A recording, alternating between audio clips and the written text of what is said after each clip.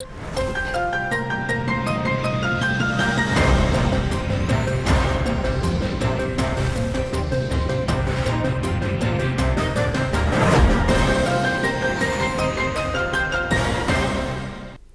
D5 channel Hindi के programme खुलासा news का में मैं वंदना आप सभी दर्शकों का स्वागत करती हूं। आज हमारे साथ स्टूडियो में मौजूद हैं सीनियर जर्नलिस्ट प्रदीप शाही जी। शाही जी, आपका बहुत बहुत स्वागत है। नमस्कार मैम। शाही जी, इस प्रोग्राम में हम अलग अलग खबरों पर चर्चा करते हैं, चाहे वो खबरें राजनीतिक हों, सामाजिक हों या फिर हों धार्मिक। सबसे पहली खबर हम लेते हैं राजनीतिक ही, पॉलिटिक्स से रिलेटेड है। शाही जी, पंजाब में चुनाव प्रचार अंतिम चरणों में है। आज पीएम मोदी और प्रियंका गांधी की रैलियां हैं, क्या कहना है आपका इस बारे में? जी मैम, चुनावी प्रचार अंतिम चरण में पहुंच चुका है। 20 फरवरी को पंजाब में मतदान होने जा रहा है, जबकि इसकी मतगणना 10 मार्च को होगी। इसी कड़ी के तहत जो राजनीतिक दल हैं उनके प्रमुख नेताओं की रैलियां अंतिम चरण में हैं। प्रधानमंत्री मोदी की रैली अबोहर में हुई, जबकि प्रियंका गांधी की ओर से पठानकोट में रैली की गई। प्रधानमंत्री मोदी ने सभी राजनीतिक दलों पर कटाक्ष किया, खास करके कांग्रेस, आम आदमी पार्टी, अकाली दल सभी को आड़े हाथों लिया। उन्होंने इनसे जवाब भी मांगे कई मुद्दों पर।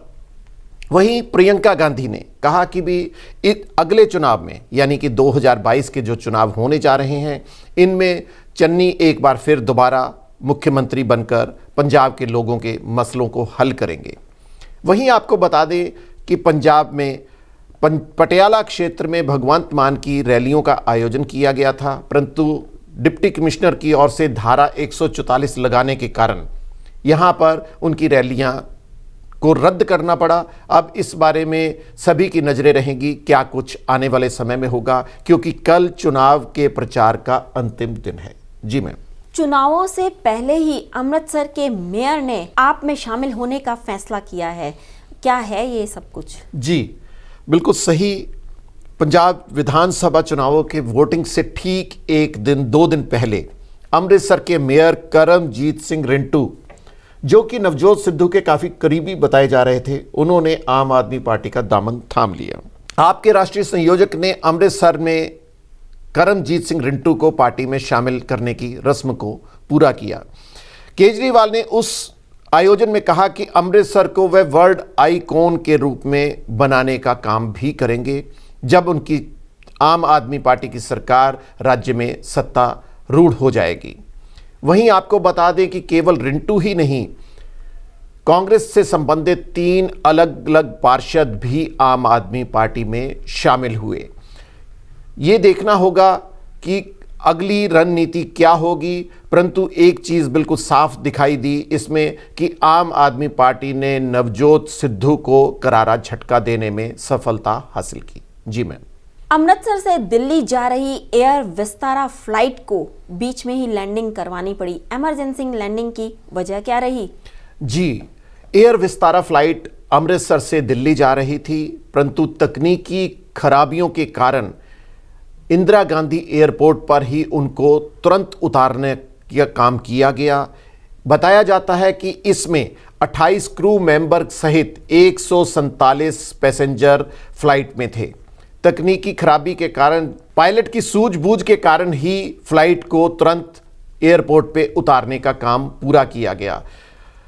उड़ान भरी ही थी कि यूके 697 की फ्लाइट में तकनीकी खराबी आ गई। ये जानकारियां हमें मिल रही हैं। सभी यात्रीगण सुरक्षित हैं, ये मामला सामने आया है। जी।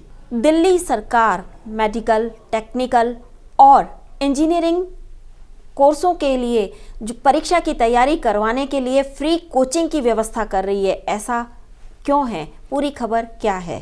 जी, दिल्ली के उप मुख्यमंत्री और शिक्षा मंत्री मनीष सिसोदिया ने जानकारी प्रदान की है कि दिल्ली सरकार की ओर से मेडिकल, इंजीनियरिंग व अन्य तकनीकी क्षेत्रों में जो कैरियर बनाने वाले बच्चे इच्छुक हैं उनको मुफ्त कोचिंग प्रदान की जाएगी एडवांस में। इसका मुख्य कारण ये है कि ये कोचिंग बहुत महंगी होती है। इसके लिए दिल्ली सरकार ने अवंती फेलोज के साथ एक करार भी किया है। पहले साल 6000 बच्चों को मुफ्त कोचिंग प्रदान करने का फैसला किया गया है। आपको बता दें कि दिल्ली में 11वीं और 12वीं कक्षा में लगभग 30,000 छात्र मेडिकल, इंजीनियरिंग व अन्य तकनीकी क्षेत्रों में अपनी शिक्षा हासिल करते हैं। अब ये देखना होगा कि 6000 बच्चे कैसे चयनित होंगे, इनको कैसे मुफ्त शिक्षा प्रदान की जाएगी। जी मैम। दिल्ली देश का ऐसा पहला राज्य बन गया है जहां पर वेपन्स यानी कि हथियारों के लाइसेंस का स्मार्ट कार्ड बना दिया गया है। क्या है इसके लाभ?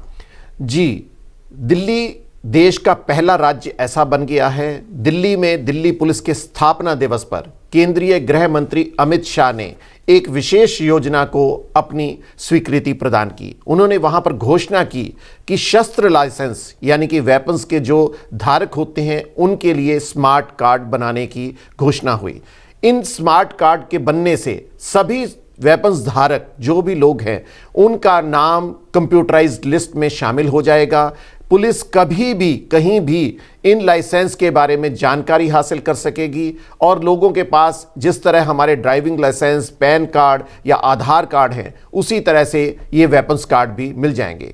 इनको ई बीट बुक में जोड़ा गया है ताकि किसी भी शस्त्रधारक की जानकारी आसानी से मिल सके। जी मैम। केंद्र सरकार ने पंजाब और यूपी के 2 दर्जन नेताओं को वीआईपी सुरक्षा प्रदान करने की बात की है। क्या है पूरी खबर? केंद्र सरकार की ओर से पंजाब और उत्तर प्रदेश में जहां पर विधानसभा के चुनाव इस समय अंतिम चरण में पहुंच चुके हैं, वहां के तकरीबन 2 दर्जन नेताओं को सुरक्षा प्रदान करने की फैसला किया गया है।